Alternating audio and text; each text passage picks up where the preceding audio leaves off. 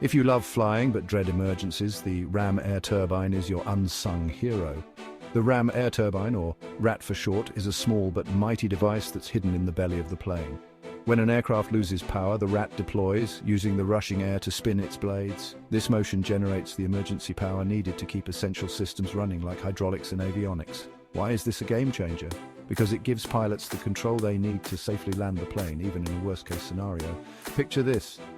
You're at 30,000 feet and suddenly the engine's cut out. Scary, right? But with the RAT, there's a backup plan in place. So next time you spot a plane, remember, hidden within its sleek design is a tiny turbine ready to save the day. That's aviation engineering at its finest. Fly safe and keep geeking out about the wonders of flight.